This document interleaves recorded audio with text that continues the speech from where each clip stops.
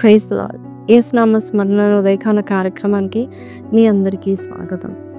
ఈ ఉదయకాలం లేచిన వెంటనే అనుకోకుండా చూస్తున్నాను ఈ వీడియో అని మీరు అనుకుంటున్నారా? లేదు. మీరందరూ ఏదో అవసరతలో ఉన్నారు, లేక ఏదో ఆలోచనలో ఉన్నారు. దేవుడు మిమ్మల్ని ప్రేమిస్తూ ఒక చక్కటి వాగ్దానం ఇస్తున్నాను. అందరిని బట్టే ఈ వాగ్దానం చూస్తున్నా. ఈ వాగ్దానం చూసిన వారు ఖచ్చితంగా సంతోషించబోతున్నారు. అంతేకాదు అనేకులకు కూడా షేర్ చేయబోతున్నారు. ఏంటా వాగ్దానం? యెషయా గ్రంథము 60వ అధ్యాయము 15వ వచనం. నీవు విసర్జింపబడుటను బట్టి ద్వేషింపబడుటను బట్టి ఎవడను నీ మార్గం దాటిపోవుట లేదు. నిన్ను శాశ్వత శోభాతిశయంగాను బహుతరంలకు సంతోష కారణంగాను చేసేదను. మనం అందరం కూడా ఏదో ఒక విషయంలో రిజెక్షన్ చూస్తూ ఉంటాము. బిజినెస్లో, జాబ్లో, రిలేషన్షిప్స్లో, ఫ్యామిలీలో. మరి చాలాసార్లు కొంతమంది మనల్ని ఎందుకు ద్వేషిస్తారో మనకి తెలీదు. చాలా ప్రయత్నం చేస్తూ ఉంటాం, మంచిగా ఉండడానికి ప్రయత్నం చేస్తూ ఉంటాం, అందరితో కలిసి మాట్లాడడానికి ప్రయత్నం చేస్తాం. మనం మాట్లాడేటప్పుడు కొంతమంది వినిపించుకోరు, మన ఎడల జాలి చూపించారు, దయ చూపించారు. ఇంకా చెప్పాలంటే కొన్నిసార్లు మనల్ని వారు ఆహ్వానిస్తారా, మనల్ని చేర్చుకుంటారా, మనకు అటెన్షన్ ఇస్తారా అని మనము ఆయాసపడుతూ ఉంటాం. అటువంటి సమయంలో అటెన్షన్ బదులుగా రిజెక్షన్ వచ్చేస్తూ ఉంటే మనం ఎంత బాధపడతాం కదా. మొర్దెకై కూడా బైబిల్లో మనం చూస్తే ఆయన చాలా మంచివాడే, మంచి కార్యాలు చేశాడు, ఆ రాజుని మరి రక్షించాడు. కానీ ఎవరు గుర్తుంచుకోలేదు, ఎవరు అసలు పట్టించుకోలేదు. ఆయన చేసిన మంచిని అసలు ఏమాత్రం పట్టించుకోలేదు. ఎందుకంటే ఆయన పెద్ద గనుడు కాదు. ఆయన యొక్క వృత్తి ఏంటంటే ఒక గేట్ కీపర్. ఆయన గేట్స్ దగ్గర కూర్చునేవాడు కాబట్టి రక్షించారంటే అసలు ఎవరు ఏమాత్రమైన ఘనత వహించడానికి లేక ఘనత ఇవ్వడానికి ఎవరు ప్రయత్నం చేయలేదు. తిరస్కరించబడ్డాడు. ఆఖరికి హామాన్ ఆయన శత్రువు, ఆయన బట్టి ఆయన జాతిని నాశనం చేయాలని కోరుకున్నాడు. ఇవన్నీ చూస్తూ ఉంటుండగా మొర్దెకైని దేవుడు మర్చిపోయాడా? లేదు.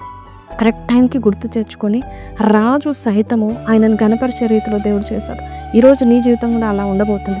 బిజినెస్ విషయంలో నీకంటే పెద్ద పోటీ వాళ్ళు వచ్చేసి నిన్ను మూలకి నూకేశారు అనుకోక, దేవుడు నిన్ను లేవనెత్తే దినం రాబోతుంది.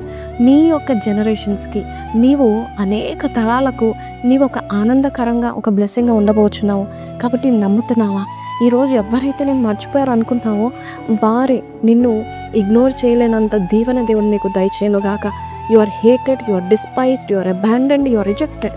కానీ దేవుడు అంటున్నాడు, నిన్ను ద్వేషించారేమో, రిజెక్ట్ చేశారేమో, కానీ ఇదిగో నేను ఎలాగ చేస్తానంటే నిన్ను చూస్తూనే ఉండేలాగా నిన్ను ఎత్తబోతున్నానని దేవుడు చెప్తున్నాడు. నేను హెచ్చించబోతున్నాను. చూడండి, సూర్యుడు వచ్చినప్పుడు ఎవరైనా సూర్యుడి నుండి దాక్కుంటారా? Nobody can ignore the sun.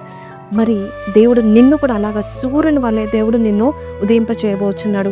Mordecai జీవితంలో ఏం జరిగింది తెలుసా? ఎస్తేరు గ్రంథము 10వ అధ్యాయం 3వ వచనంలో మనం చూస్తే, యూదుల్లో గొప్ప వాడై మొర్దెకై తన దేశస్థులో చాలా మందికి ఇష్టడుగా ఉండేను. చూడండి, అప్పటి వరకు nobody noticed him, nobody wanted him. కానీ ఇప్పుడు చాలా మందికి ఆయన ఇష్టడుగా ఉన్నాడంట. ఈరోజు నీవు కూడా అనేక తరంల వరకు నిన్ను చూసే వారందరికీ నువ్వు ఇష్టడుగా దేవుడు నేను చేయబోతున్నాడు. You are going to be majestic more than ever. People are hating you now. నిన్ను ఏం మాత్రము కవర్ చేయట్లేదు అంటారు కదా, ఏం మాత్రం పట్టించుకోవట్లేదు. కానీ దేవుడు నిన్ను హెచ్చించబోతున్నా అనేక తరాల వరకు. కాబట్టి ఈరోజు ఈ చిన్న ప్రార్థన చేసి ఈ వాగ్దానం మనం సంతోషంతో స్వీకరిద్దామా. పరిశుద్ధుడ మహోన్నతుడగు తండ్రి, ఈరోజు ఎవ్వరు మమ్మల్ని పట్టించుకోవట్లేదు, అందరూ మమ్మల్ని వెలివేస్తున్నారు అయ్యా. మమ్మల్ని కనీసము నాయన తండ్రి అయ్యా చూడట్లేదు ప్రభా, కానీ నువ్వు చూస్తున్న దేవుడు అయ్యా. మేము మంచి కోరి అందరికీ మంచి చేస్తున్నాము, కానీ ఎవరు మమ్మల్ని పట్టించుకోవట్లేదు అని ఎవరైతే ప్రార్థన చేస్తున్నారో వారి జీవితంలో గొప్ప కార్యాలను మొదలు పెడుతున్నావు. దేశ విదేశాలు గుర్తించేలాగా నువ్వు సహాయం చేస్తున్నందుకు నీకు వందనాలు తెలియపరుస్తూ యేసు పరిశుద్ధ నామములో అడిగి వేడుకుంటున్నాం తండ్రి, ఆమేన్. సో ప్లీజ్ లాడండి, విన్నాం కదా వాక్యము. మీరు కూడా చాలా మంచివారే. దేవుడు మిమ్మల్ని హెచ్చించే సమయం రాబోతుంది. కాబట్టి కింద కమెంట్లో పెట్టండి, from today onwards nobody is going to hate me, I'm going to be joy forever అని పెట్టండి. May God bless you. Have a blessed day. Praise lord.